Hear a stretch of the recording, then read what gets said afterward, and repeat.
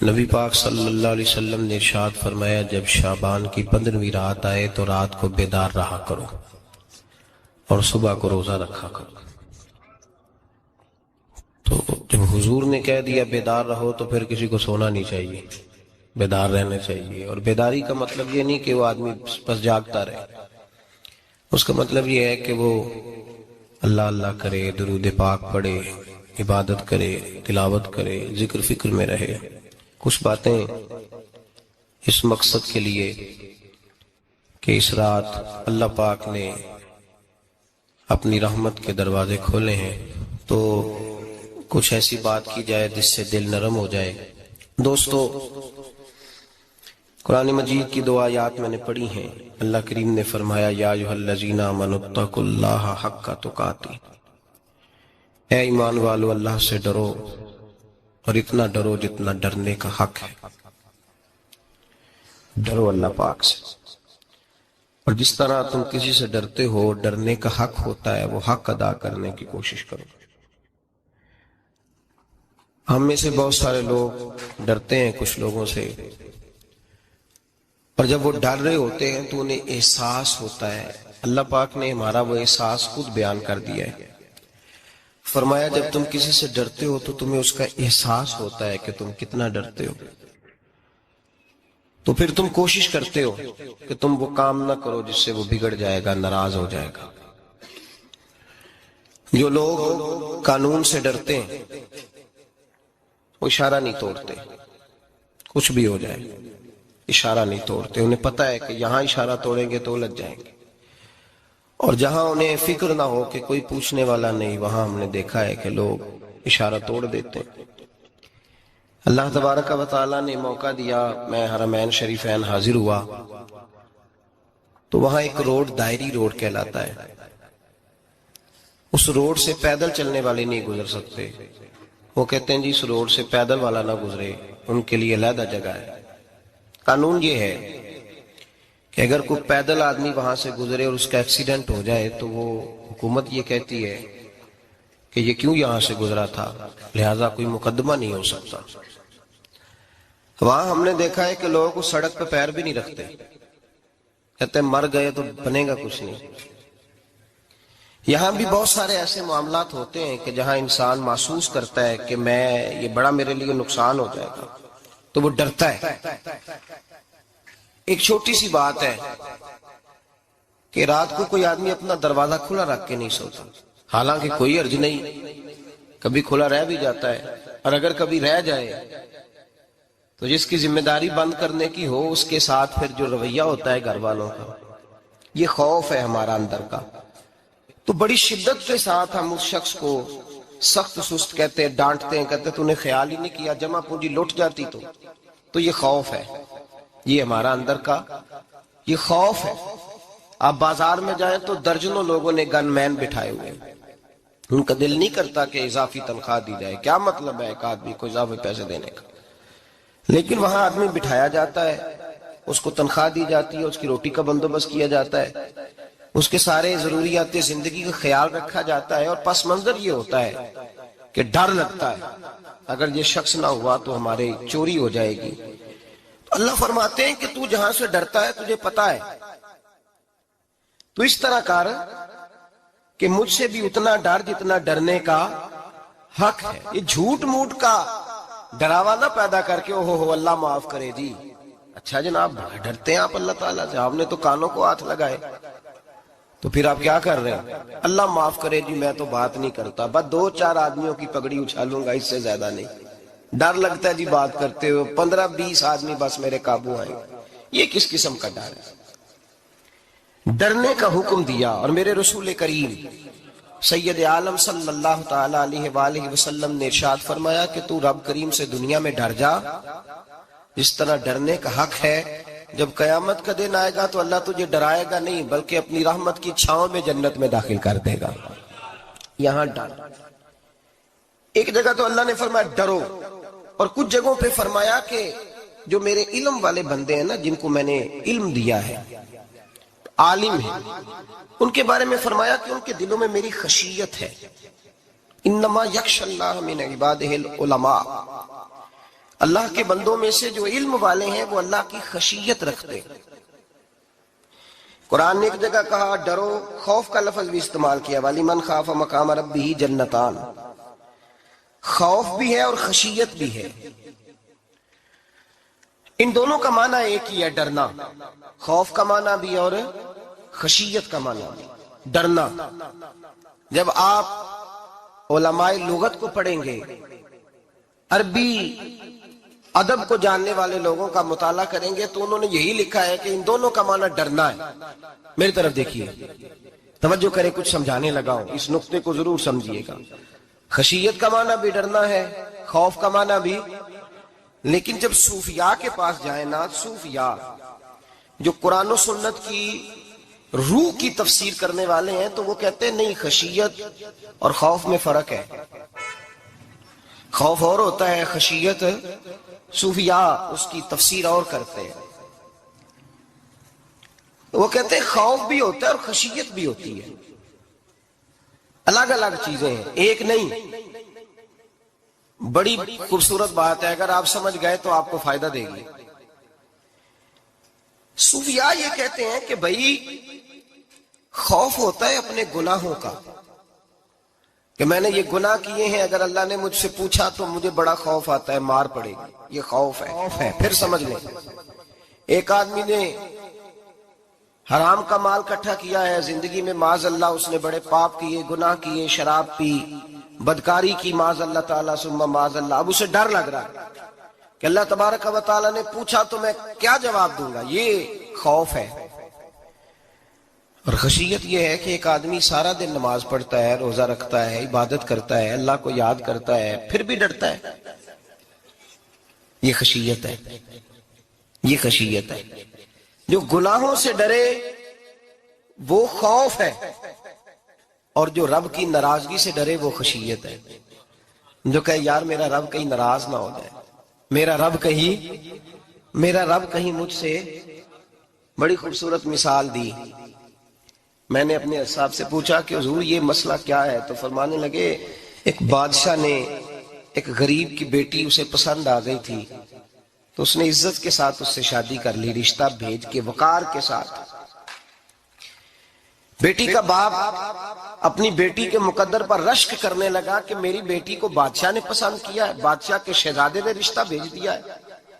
شہزادہ بیاہ کے لے گیا بیٹی کو، 20 کنیزائیں، نوکرانیاں اس عورت کی خدمت کرنے پہ لگی ہوئی ہیں، توجہ ہے، اس کا ہر حکم ماننے کو تیار ہے۔ لیکن وہ بی بی سویرے بھی رو پڑتی ہے اور شام کو بھی رو پڑتی ہے، روتی رہتی ہے۔ اس سے کسی نے پوچھ لیا کہ بی بی تو روتی کیوں ہے، 20 کنیزائیں ہیں، گھر میں سکون ہے، ہر شے ہے، تو روتی کیوں ہے؟ تو وہ کہنے لگی اصل بات یہ ہے کہ جو کچھ مجھے ملا ہے میں اس کے قابل نہیں تھی، تو میں ڈرتی ہوں میرا سائیں کہیں ناراض نہ ہو جائے، وہ ناراض نہ ہو جائے، میں قابل نہیں تھی، میری اوقات نہیں تھی۔ یہ من عالم کے من دانم، میں جو ہوں اس کا مجھے پتا تو ہے، اس نے میری حیثیت سے، میری اوقات سے، میرے ظرف سے، میری محنت سے بڑا بڑھ کے مجھے عطا کر دیا، میری چونکہ اوقات سے زیادہ دے دیا تو میں ڈرتی ہوں وہ ناراض نہ ہو جائے، کہیں میری یہ کھیل، یہ جو میں نے گھونسلہ بنایا ہے، یہ کہیں میرا ٹوٹ نہ جائے۔ میرے بھائی، میرے رسول کریم سید عالم صلی اللہ علیہ وسلم کے امت کے اولیاء، صلحاء، صوفیاء، اتقیاء، صحابہ، اہل بیت، یہ لوگ جب روتے تھے تو یہ کوئی اس لیے نہیں روتے تھے کہ یہ آج دوپہر کو چینی میں ملاوٹ کر کے آئے ہیں تو اس لیے رو رہے ہیں رات کو، اس لیے نہیں روتے تھے کہ آج انہوں نے جو شکر بیچی ہے اس شکر کے اندر بورا ملایا ہوا تھا، اس لیے نہیں رو رہے کہ آج 10 15 20 لاکھ رشوت کا مال بینک میں جمع کر، اس لیے تھوڑی روتے تھے، یہ تو اس لیے روتے تھے کہ اللہ تو نے بڑا کچھ عطا کیا ہے، کہیں ہم سے ناراض نہ ہو جانا۔ یہ تو اس کی خشیت میں رو رہے تھے۔ حضرت داؤد طائی رحمت اللہ تعالی علیہ، حضرت امام جعفر صادق جو نبی پاک صلی اللہ علیہ وسلم کے نواسے، جناب داؤد طائی کی ملاقات ہوئی تو امام جعفر صادق حضور کے نواسے عرض کرنے لگے، داؤد طائی یار میری بخشش کی دعا کرنا، رب مجھے معاف کر دے۔ تو حضرت داؤد طائی رحمت اللہ علیہ فرمان لگے امام صاحب آپ حضور کے نواسے ہیں، میں نے دعا کرنی ہے کہ آپ نے میرے لیے کرنی ہے؟ تو حضرت امام جعفر صادق رو پڑے، کہنے لگے یار تو نہیں کرنی ہے، اور اسی لیے تو تجھ سے دعا کرا رہا ہوں کہ کہیں ایسا نہ ہو نانا مصطفیٰ کی بارگاہ میں جاؤں تو وہ مجھے کہیں کہ میں کس طرح کا تھا تو کس طرح کا بن کے آیا ہے۔ یہی تو دعا کرانی ہے کہ میرے لیے دعا کر۔ جو جتنا بڑا ہوتا تھا نا اتنی زیادہ خشیت ہوتی، اور گناہگار کے تو اللہ تبارک و تعالیٰ بعضوں کا سزا دیتا ہے، آنسو سلب ہو جاتے، اس کو تو اپنے گناہوں پہ رونا ہی نہیں آتا، وہ تو روتا ہے بچہ نہ ہو تب روتا ہے، وہ تو روتا ہے پیسے نہ ہو تب روتا ہے، وہ تو اس وقت روتا ہے جب اس کا مال چلا جائے، اس کو تو بعضوں کا گناہگار کو تو بعضوں کا سزا ملتی، اللہ فرماتے تو دنیا کے لیے روئے گا، میرے لیے نہیں رو سکتا۔ اور جو رب کریم کے بندے ہوتے ہیں انہیں اللہ کہتا ہے تو دنیا سے بے نیاز ہے، تیری آنکھ سے آنسو جب بھی ٹپکے یا میرے لیے ٹپکنا چاہیے یا محمد مصطفیٰ کے لیے ٹپکنا چاہیے۔ آپ اگر اس بات کو تھوڑا سا غور کے ساتھ سمجھے تو تمام اولیاء صلحات کیا یہ رو رہے ہیں، تڑپ رہے ہیں، کیا اس کی وجہ تھی؟ نمازیں کم رہ گئی تھی، روزوں میں کمی تھی، فرائض ادا نہیں کرتے تھے کہ رویا کرتے تھے؟ کیوں روتے تھے؟ حضرت سیدنا عمر فاروق رضی اللہ تعالیٰ عنہ کے بارے میں صحابہ کہتے ہیں جناب عمر فاروق جب نماز پڑھاتے اتنا رویا کرتے تھے کہ 7ویں صف تک ان کے رونے کی آواز جایا کرتی، 7ویں صف تک ان کے رونے کی آواز جاتی۔ ہم لوگ بن کے بیٹھ گئے ہیں، ہم لوگ بن کے بیٹھ گئے، ہم یہ سمجھتے نہیں کہ ہماری حیثیت کیا تھی اور رب کریم نے ہمیں نوازا کیا ہے۔ آپ پڑھیے کتابیں، میرے رسول پاک صلی اللہ علیہ وسلم فرماتے ہیں میرا عمر جس گلی سے گزرے شیطان رستہ بدل جاتا ہے۔ نبی پاک فرماتے ہیں میرا عمر جب تک دنیا میں رہے گا دوزخ کو تالا لگا رہے گا۔ اس صاحب عزد الغابہ نے لکھا ہے نبی پاک صلی اللہ علیہ وسلم نے حضرت جبریل امین کو بلایا، فرمایا چل میرے عمر کی شان بیان کر۔ تو حضرت جبریل امین علیہ السلام عرض کرنے لگے یا رسول اللہ صلی اللہ علیہ وسلم 950 سال اگر اللہ مجھے عمر دے، 950 سال رب عمر دے اور پھر بھی میں عمر فاروق کے فضائل بیان کروں تو میں نہیں کر سکتا، عمر کی شان میں نہیں بیان کر سکتا، 950 سال بھی اگر میری عمر ہو۔ نبی پاک نے فرمایا پھر میرے ابو بکر کے بارے میں، عرض کی یا رسول اللہ ابو بکر کی تو بات اس سے بہت آگے کی ہے نا، وہ نبی پاک کتنی عظمت بیان کر رہے ہیں، کس قدر زیادہ رسول کریم صلی اللہ تعالی علیہ وآلہ وسلم ان کی عظمت بیان کرتے ہیں۔ حضرت عمر کیا کہتے ہیں، وہ لوگوں کو بتاتے پھرتے ہیں کہ تم نے دیکھا ہے نا میری کتنی عظمت ہے، وہ یہ نہیں کہتے، حضور فرماتے ہیں عمر کی بڑی شان بڑی شان بڑی شان۔ اور عمر کے پاس جب بھی کوئی جاتا ہے کہتے ہیں عمر آپ کا کیا مقام ہے، تو عمر فرماتے ہیں میں تو اونٹ چرانے والے کا بیٹا ہوں، میں تو اونٹ چرانے والے کا بیٹا ہوں، میں تو اونٹ چرایا کرتا تھا، میں تو 10 اونٹ نہیں سنبھال سکتا۔ حضرت فاروق اعظم رضی اللہ تعالیٰ عنہ سے کو پوچھتے جناب عمر آپ کا کیا حال ہے، تو آپ فرماتے یہ تو میرے مقدر ہے کہ میری بہن نے قرآن سنایا تو میں در رسول تک پہنچ گیا، ورنہ مجھے پوچھنے والا کوئی نہ ہوتا۔ کبھی جناب علی المرتضیٰ کا بازو پکڑ کے کہتے ہیں علی تو نہ ہوتا تو عمر ہلاک ہو جاتا۔ بھائی حضور شانیں بیان کرتے ہیں، نبی پاک کہتے ہیں میرے ابو بکر نے احسانات کیے، بڑے احسانات کیے، میں نے سب کا بدلہ چکا دیا، ابو بکر کا نہیں چکایا، اللہ کی بارگاہ میں عرض کروں گا یا اللہ تو ہی اسے بدلے دے۔ اور جناب ابو بکر صدیق سے کوئی پوچھتا ہے ابو بکر آپ کا کیا حال ہے، تو ابو بکر صدیق فرماتے ہیں مجھ سے میرے اندر کا عالم نہ پوچھو، اگر قیامت کے دن اعلان ہوا نا کہ سارے لوگ بخشے گئے ایک باقی بچا ہے تو مجھے ڈر لگتا ہے اکیلا ابو بکر ہی بچ جائے گا جو نہیں بخشا جائے گا، مجھے ڈر آتا ہے۔ او بھائی بن کے بیٹھ گئے لوگ، لوگوں کو پوچھ کر کے دیکھیں، کہتے ہیں کیا پاپ کیا ہے، کیا ہو گیا ہے؟ خشیت سے کانپتی ہوئی روحیں، تڑپتے ہوئے میرے رسول پاک کے غلام، اولیاء اللہ صوفیاء کرام کے رونگٹے کھڑے ہیں رب کریم کے خوف سے، جو جتنا مالک کو جانتا ہے اتنا کانپ رہا ہے، اتنا ڈر رہا ہے، جس کی آنکھوں سے آنسو خشک ہے، مطلب یہ ہے یہ رب کو جانتا ہی نہیں، اسے کیا خبر اس کا جلال کتنا ہے، اسے کیا خبر اس کا عذاب کتنا ہے، تو کیا جانے ان بطش ربک لشدید، جب وہ پکڑتا ہے تو بڑا سخت پکڑتا ہے۔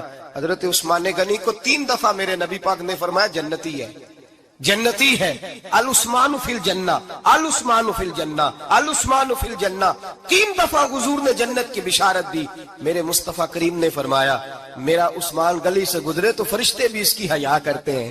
جناب عثمان غنی جن کو میرے نبی نے 2 بیٹیاں دے کے کہا عثمان میری 100 بیٹی بھی ہوتی، ایک کے بعد دوسری انتقال کرتی جاتی تو میں ساری تیرے نکاح میں دے دیتا۔ وہی حضرت عثمان غنی قبر پہ کھڑے ہیں حضور کے وصال کے بعد، ایک قبر پہ کھڑے، آنکھوں سے آنسو جاری ہے، داڑھی ساری آنسوؤں سے بھر گئی ہے، روتے ہی جاتے ہیں، روتے ہی جاتے ہیں۔ غلام کہتا عثمان یار رونا ہمیں چاہیے، رونا ہمیں چاہیے، جن کو کوئی بشارت نہیں اور آپ کو تو 3 بشارتیں، روتے کیوں ہو؟ جناب عثمان غنی فرمانے لگے جس مصطفیٰ نے مجھے جنت کی بشارت دی اسی رسول نے فرمایا تھا قبر آخرت کی منزلوں میں سے پہلی منزل ہے، آخرت کی منزلوں میں سے پہلی منزل۔ سوچتا ہوں اگر رب کریم نے عثمان سے حساب پوچھ لیا، حساب کیسے دینا ہے؟ میرے مصطفیٰ کریم نے، یہ تو بات ہے نا جناب عمر کی، یہ تو بات ہے حضرت عمر کی، حضرت ابو بکر کی، جناب عثمان غنی کی۔ اور جس شیر خدا کے بارے میں نبی پاک نے فرمایا علی منی وانا من علی، فرمایا علی اور میں دو نہیں، میں علی ہوں اور علی میں ہے۔ جن کو فرمایا من کنت مولا ہوں وہذا علی مولا، جس کا میں مولا اس کا علی بھی، اس کا علی بھی، جس مولا علی شیر خدا کو یہ درجہ دیا۔ ولی المرتضی اٹھے ہیں، نماز کا وضو کیا ہے، مصلی کی جانب جانے لگے تو جناب علی کا وجود تھر تھر کانپنے لگا، تھر تھر، چھم چھم آنسو برسنے لگے۔ حضرت سیدنا امام حسن آگے بڑھے، ابا جی کیا ہوا؟ فرمایا حسن ڈر رہا ہوں، مالک کی بارگاہ میں جا رہا ہوں، کہیں رب علی کو دھتکار ہی نہ دے، کہیں مالک علی سے حساب ہی نہ پوچھ لے، کہیں اللہ تبارک و تعالیٰ ناراضگی کی نظر سے نہ دیکھے۔ او بھائی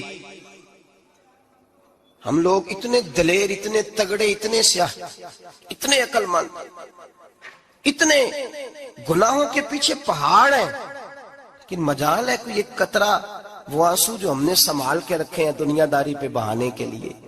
کبھی اپنا حساب کر، کبھی سوچ۔ روز شکوہ کرتا ہے، کہتا ہے میرے پاس پیسے نہیں، گاڑی نہیں، کار نہیں، کوٹھی نہیں، سرمایہ نہیں۔ کبھی سوچ جو کچھ ہے اگر رب کریم میرے اور آپ کے اعمال دیکھے تو ہماری حیثیت ہے کہ وہ سارا کچھ ہمیں دیا جاتا، ہماری اوقات تھی کہ وہ ہمیں دیا جاتا جو اس نے دیا ہے۔ ٹٹول کے دیکھیں، عمر گزر گئی، شکوے کرتے، ذرا پلٹ کے دیکھیں۔ اگر ہمارے گناہ اور ہماری نیکیاں اکٹھی کی جائیں تو ہم جزا والے نہیں سزا والے نکلتے ہیں معاذ اللہ۔ محمود غزنوی بڑا پیار کرتے تھے ایاز کے ساتھ، بڑا پیار کرتے تھے، نوازا کرتے تھے، روز کوئی نہ کوئی تحفہ ملتا تھا ایاز کو۔ کچھ حسد کرنے والوں نے کہا محمود تو اسے تحفے دیتا ہے اور یہ جنگل میں اسلحہ اکٹھا کر رہا ہے، یہ تیرے خلاف علیحدہ سے فوج تیار کر رہا ہے، کچھ وقت آئے گا یہ تجھے چھوڑ کے علیحدہ سے بادشاہی کا دعویٰ کر دے گا۔ محمود غزنوی کہنے لگے یہ کس طرح کی بات؟ کہا تمہیں پتہ ہے کہ ایاز عصر سے لے کر عشاء تک کہاں رہتا ہے؟ محمود کہنے لگے یار واقعی میں نے کبھی پوچھا تو نہیں۔ شک کا بیج بو دیا، شک کا بیج بو دیا۔ محمود غزنوی کہنے لگے اچھا آج میں پیچھا کروں گا، تفتیش کروں گا، تحقیق کروں گا کہاں جاتا ہے، تحقیق کروں گا۔ محمود غزنوی نکلے پیچھا کرنے۔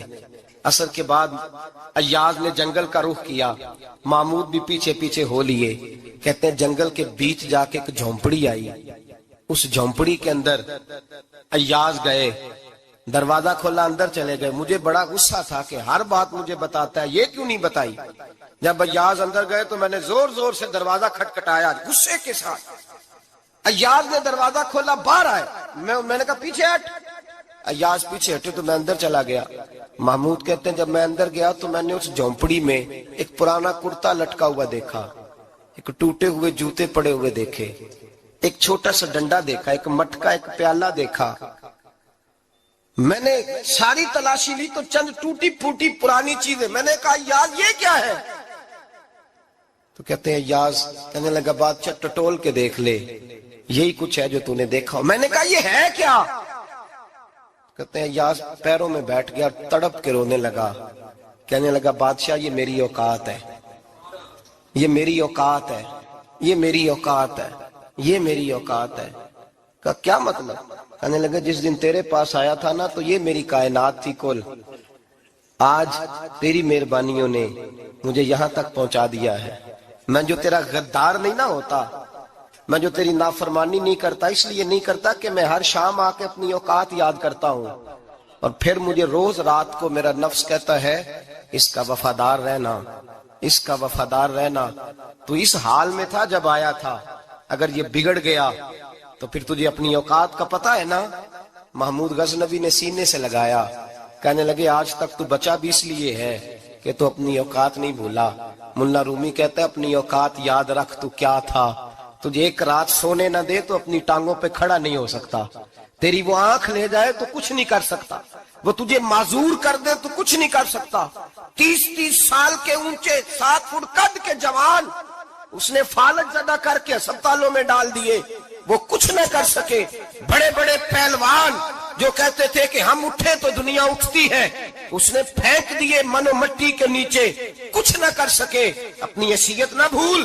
میرے رسول کریم سید عالم صلی اللہ علیہ وسلم نے فرمایا 2 باتوں میں لوگ دھوکے میں ہیں، دھوکے میں ہیں، دھوکے میں ہیں، دھوکے میں. یا رسول اللہ کون سی؟ فرمایا جو صحت مند ہے وہ دھوکے میں ہے. وہ سمجھتا میں کبھی بیمار ہی نہیں ہوں گا، مجھے روز اسی طرح نیند آئے گی جس طرح اب آتی ہے، میں روز اسی طرح اٹھوں گا جیسے اب اٹھتا ہوں، میں جتنا ہی لمبا چوڑا رہوں گا جس طرح آج ہوں، میرا حسن اسی طرح قائم رہے گا جیسے آج ہے. تو دھوکے میں ہے، دھوکے میں. بڑے بڑے آئے اور بڑے بڑے مٹی کا ڈھیر ہو گئے، فنا ہو گئے. کل من علیہ فان، فنا ہو گئے، کوئی پوچھنے والا نہ رہا. اور میرے رسول پاک نے فرمایا جو فارغ ہے، جن کو رب نے اپنی عبادت کے لیے فارغ کیا، اپنے دین کی نوکری کے لیے فارغ، وہ بھی دھوکے میں ہیں، وقت ضائع کر رہے ہیں، چوک اور چوراہے میں کھڑے ہیں. میرے بھائی جب اپنی حیثیت انسان بھولتا ہے، حیثیت بھولتا ہے، پھر وہ شکوہ کرتا ہے. جب اپنی اوقات بھولتا ہے پھر شکوہ کرتا ہے. جب وہ بھول جاتا ہے کہ میں کیا تھا پھر وہ شکوہ کرتا ہے. حضرت سیدنا امام اعمش رحمت اللہ علیہ بازار میں کھڑے تھے تو بادشاہ کا بیٹا گزرا، اکڑ کے گزرا. آپ نے بازو پکڑ کے کھینچا، فرمایا جا کے اپنی ماں سے پوچھ اور اپنے باپ سے پوچھ تیری اوقات کیا ہے. اکڑ کے چلتا ہے، جا پوچھ ان سے تیری حیثیت کیا ہے. حضرت جناب سیدنا امام اعمش نے ڈانٹا تو واپس آیا، آگے کہنے لگا ابا وہ امام کیا کہتا تھا کہ میری اوقات کیا ہے، کیا اوقات ہے میری. تو باپ اور ماں دونوں گھورنے لگے، کہنے لگے بیٹے ہمارے پاس دولت بھی تھی، گھر بھی تھا، مکان بھی تھا، جائیدادیں بھی تھی، بادشاہت بھی تھی، پر ہم دنیا کے دروازوں سے بھیک مانگ مانگ کے تھک گئے تھے. عرش کا مالک ایک بیٹا عطا نہیں کرتا تھا، ایک بیٹی نہیں دیتا تھا. تڑپ گئے تھے، روتے تھے، سسکتے تھے. پھر وہی امام احمد جنہوں نے آج تجھے گلی میں کھڑا کیا ہے اس کے دروازے پہ جا کے بیٹھ گئے. ہم نے کہا رب ناراض ہو گیا، دعا کرو ہم سے راضی ہو جائے. چلو زیادہ نہیں، ایک لال ہی ہمیں دے دے. کہا امام احمد دعائیں کیا کرتے تھے تو تب اللہ پاک نے تو ہمیں عطا کیا تھا. تیری او بھائی اپنی حیثیت کا تو تعین کر، تو بڑھ بڑھ کے باتیں کرتا ہے، تو بڑا کھول کھول کے بولتا ہے. اپنی حیثیت کا تو تعین کرنا، ذرا اندازہ تو کرنا کہ تو کون تھا، کہاں سے آیا ہے، تیری اوقات کیا ہے. یہاں لوگ 1 منٹ میں آگے نکل جاتے، پلٹ کے دیکھ تو صحیح. اور میرے بھائی جو بڑے لوگ تھے وہ تڑپا کرتے تھے. حضرت فضیل بن عیاض رحمت اللہ علیہ فرماتے ہیں بغداد میں بارش نہیں ہوتی تھی، قحط پڑ گیا، جانور پیاس سے مرنے لگے، جوان بچے بوڑھے نڈھال ہونے لگے. فرماتے ہیں میں بھی نکلا، سفیان ثوری بھی نکلے، اور بھی کئی صوفیاء میدان میں نکلے، دعائیں مانگی پر بارش نہیں ہوتی تھی.